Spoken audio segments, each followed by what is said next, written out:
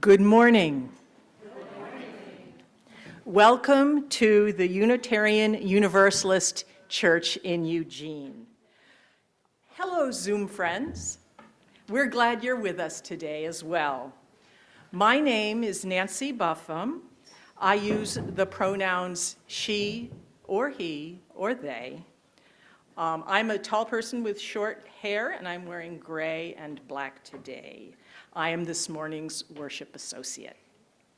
Information about today's service can be found in our handy guide to Sunday worship, which is a little yellow sheet of paper. There are some on the tables outside, and I see a greeter in the back. If you need one, please wave your hand, and a greeter will bring you one.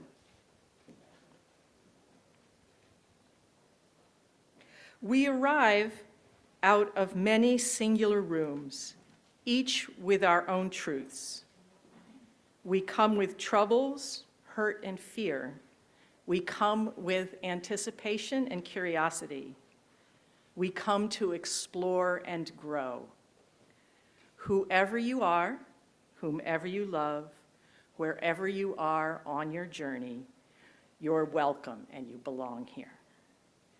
And now, let's enter into a time of worship by lighting the flaming chalice, the symbol of our Unitarian Universalist faith. And I'm going to invite Sasha Bone to please come and light the chalice for us. Sasha is a lifelong Unitarian Universalist who is visiting my community this month.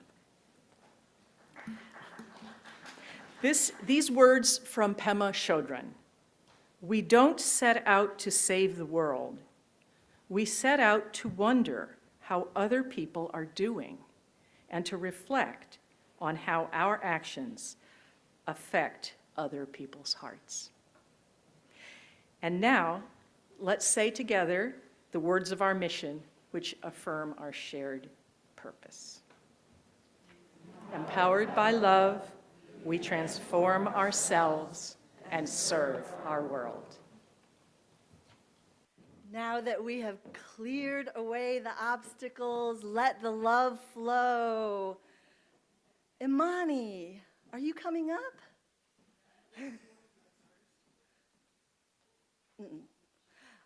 Hey everybody, I'm Rev Jen Youngsun Ryu. I am the minister here, and today I am wearing bright yellow and bright blue. I use the pronouns she and her. And before we have our time for all ages, we do have one thing, and that is a sad thing. So Imani has been our wonderful teacher here since January of 2022. So she arrived just several months after I did, and that was a weird time for us. And Imani helped to build up our child and youth program through some of those early, really difficult pandemic years. That was before Ryan. We had Sarah Sauter as the interim, and Imani's last day is today. So she's moving on. I bet we'll see her, though. Yes. You're not going away. Yes, yes. In the few years that she has been with us, she's not only been a fabulous teacher and wonderful community member, she also got married and had a baby. You've been a delightful, light-filled presence here in our community. I love you, and I thank you so much for everything that you have done. Thank you.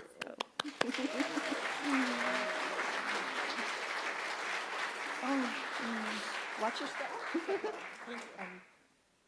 Several times a year, we hold a special ceremony for people who have just recently signed our membership book. Since June, 8 new people have joined our congregation. So I would like to ask that you come up as I call your name, please, and we have some gifts for you. Jim Brinkerhoff and Maureen Brinkerhoff, if you could just kind of stand right here in front of the chalice. Judy Jones, Sandy Lynn,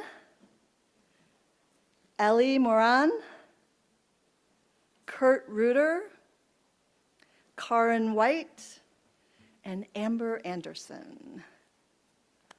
All right. I believe that their stories and their photos, their bios and their photos will be printed in an upcoming newsletter, so please look out for that. We also started posting a photo of the new member group in the back there, so make sure that you take a look and remember their names, please. So, friends, hello and welcome. Some of you have taken part in our Inquirers class to learn more about the church and the UU faith. And I know that others have transferred membership from other UU churches. You came here seeking deeper relationships. You came to find a way to live out your values. Whatever brought you to this threshold today, you have said yes to becoming an active member of this community. Now, when you signed the membership book, you did not sign on to a set of beliefs, for we are a free church. You didn't sign on to a set of creeds or doctrine. Rather, you entered, or you will enter, into a covenant with all of us. And so let's say together the words of our covenant. And the words are on the screen. As a beloved community, empowered by love, we covenant to embrace the next person who is always arriving, open to the change they will bring. We covenant to trust others in their identity and truth and work to be trustworthy. We covenant to speak our truth bravely and gently as we commune in love and peace.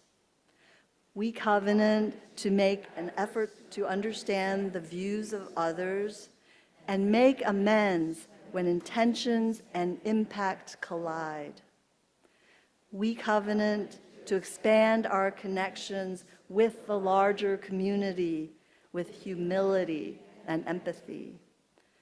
We covenant to remember that how we are with each other is the foundation upon which we build the beloved community.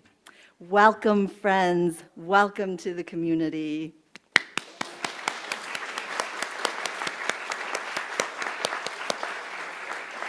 Actually, I think your gifts are waiting in the back. I think that's when you're going to get all of the rest of your gifts. So, yes, and you already have your chalices. So welcome. Thank you so much. Yeah.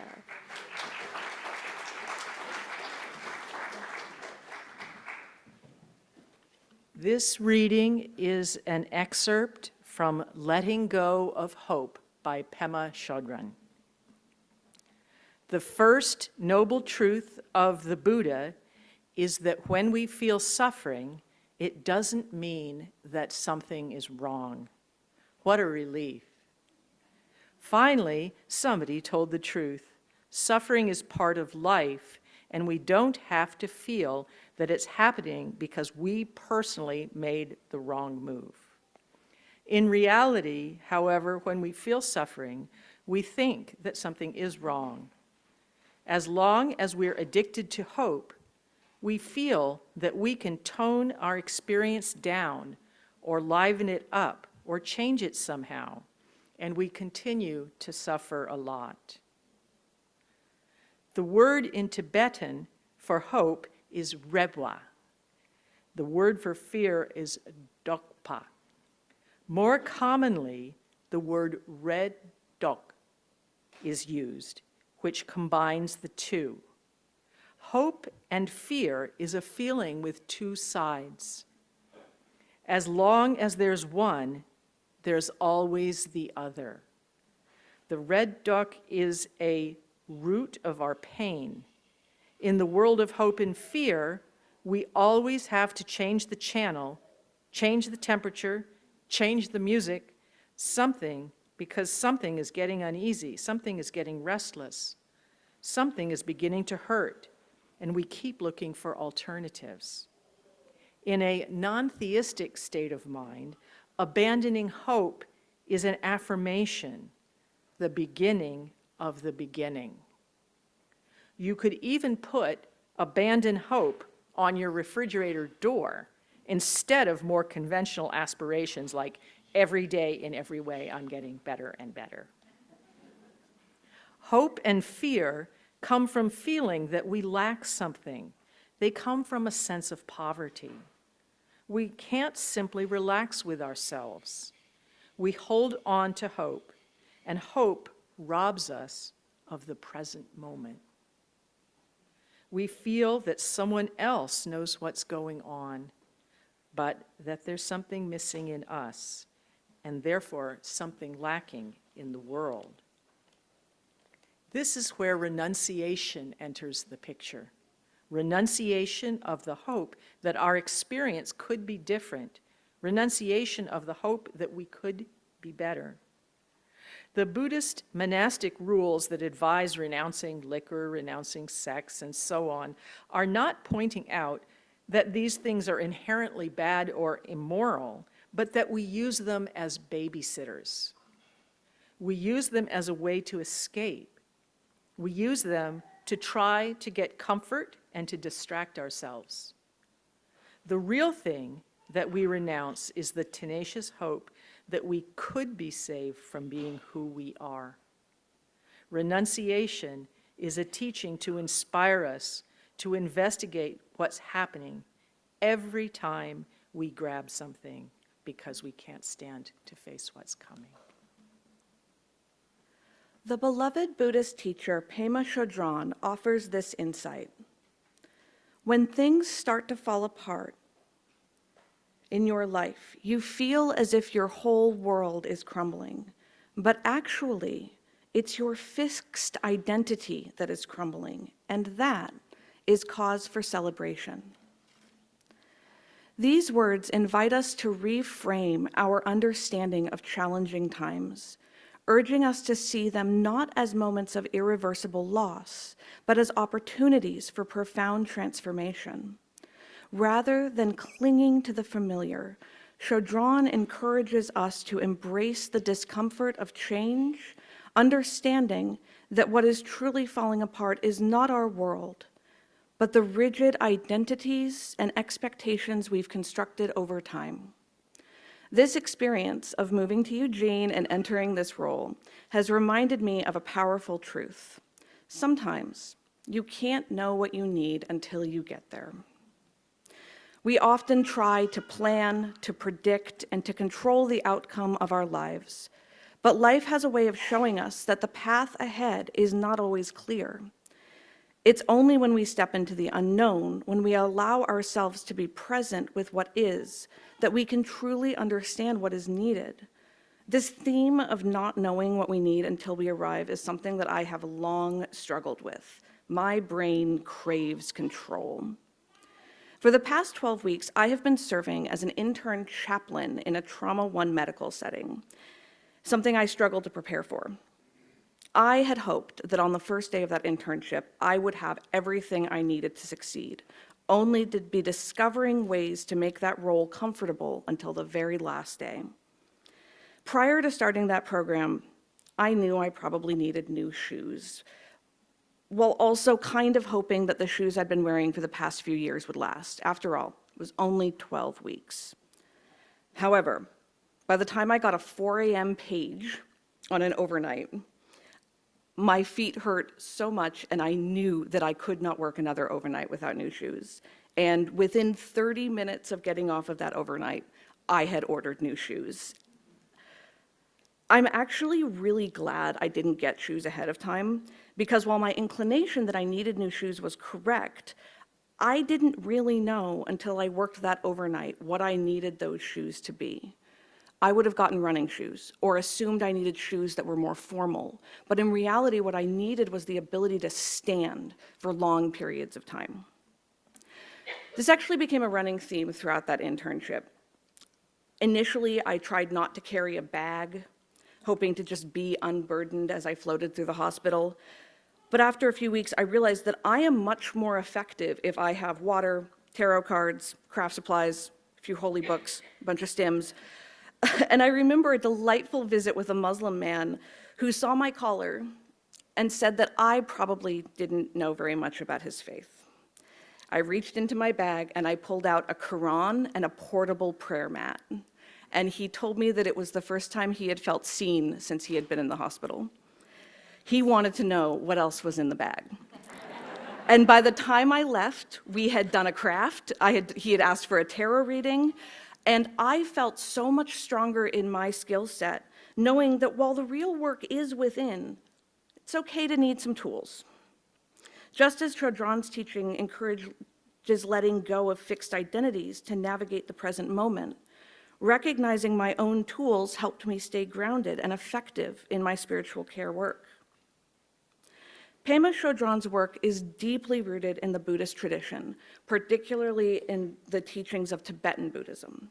She became one of the first American women to be fully ordained as a nun in the Tibetan tradition and has spent decades teaching and writing about the importance of embracing the present moment, especially when it's difficult. One of her core teachings revolves around the concept of Shenpa, a Tibetan term that refers to the idea of feeling hooked, those moments when something triggers a deep habitual response in us, often leading to anger, fear, or clinging.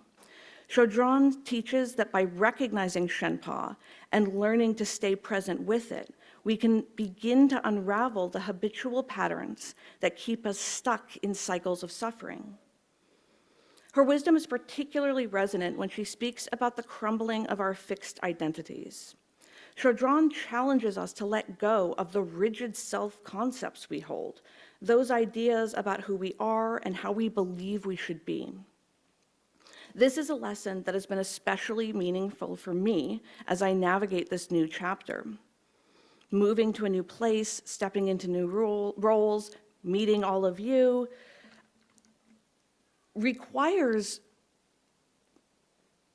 me to let go of who I thought I was and embrace who I am becoming.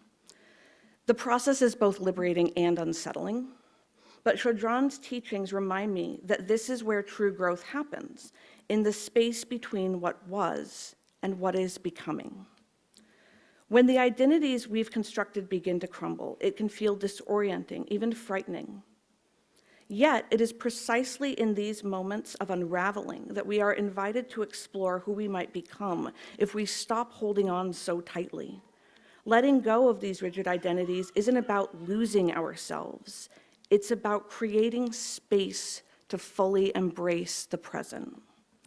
For me, this process is deeply tied to three areas of my own identity that I am committed to exploring more fully during my time with all of you: my queerness, my magical practice, and my neurodivergence.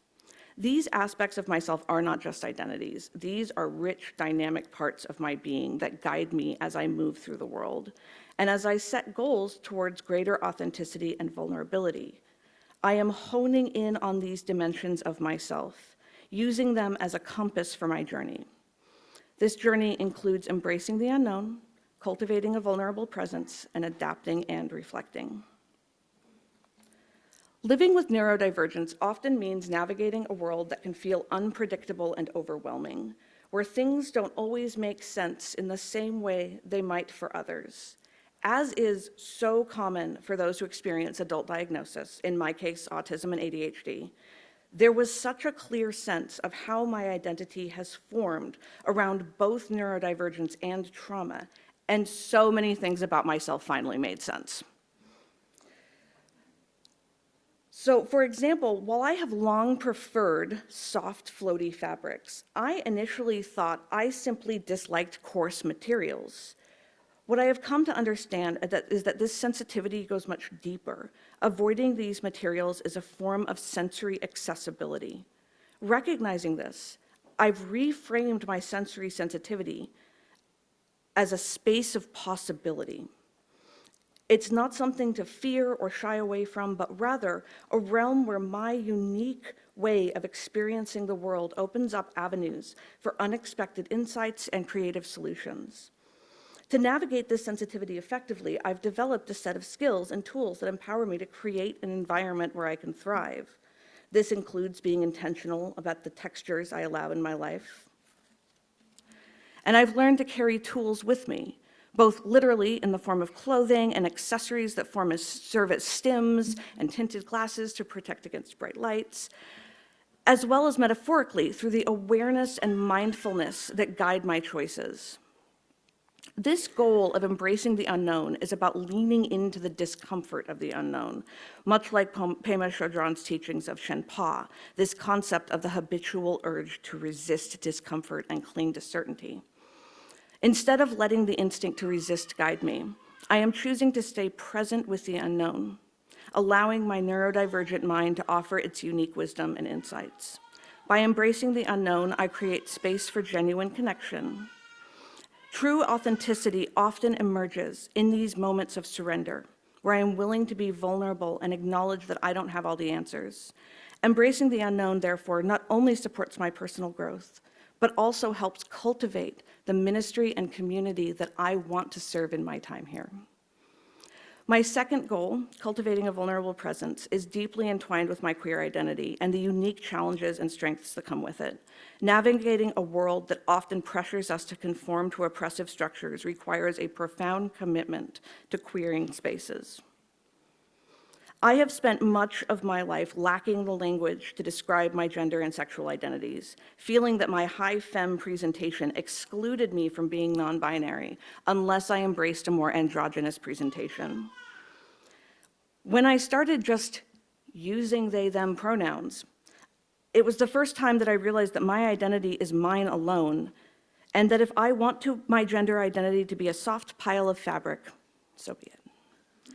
I know I am not the only one for whom the pandemic, while disruptive and traumatizing, became an invitation to embrace queerness in a way that hadn't felt possible before. In many ways, the pandemic was the first time in my life that I was truly alone.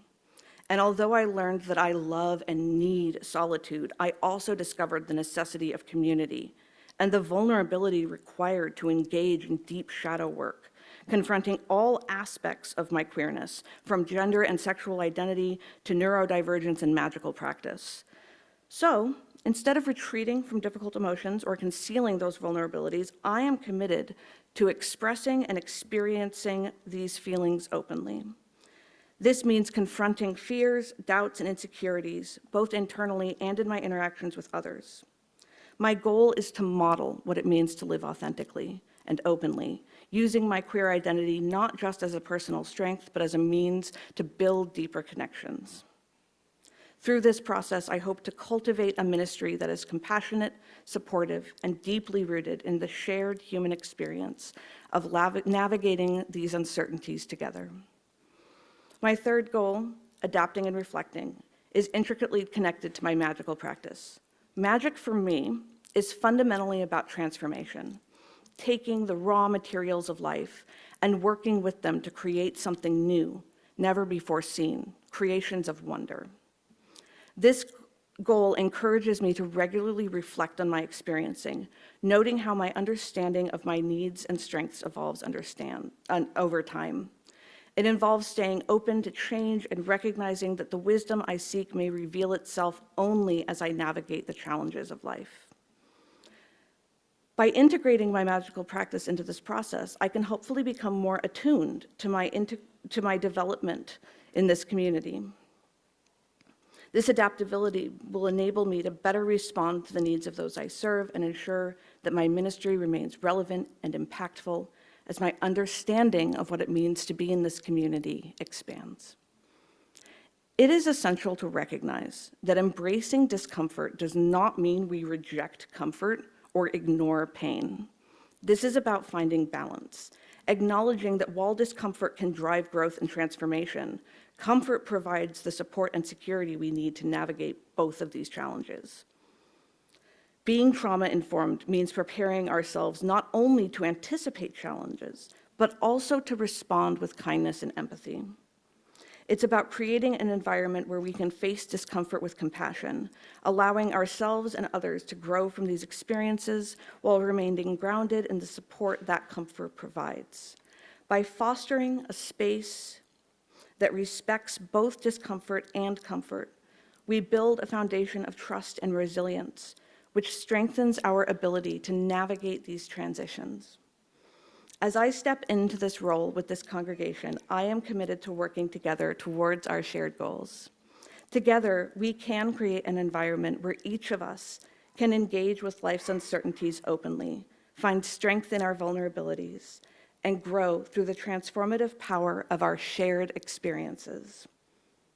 In this way, I hope we can support one another in our quest for authenticity and meaningful connection, deeply aligned in our shared values. Amen. I will now extinguish our chalice with our chalice extinguishing words. We extinguish this flame, but not the light of truth, the warmth of community, or the fire of commitment. These we carry in our hearts until we are together again. And now, in our going, may we continue to embrace the present moment, rooted in relationship and centered in love. Amen, and so mote it be.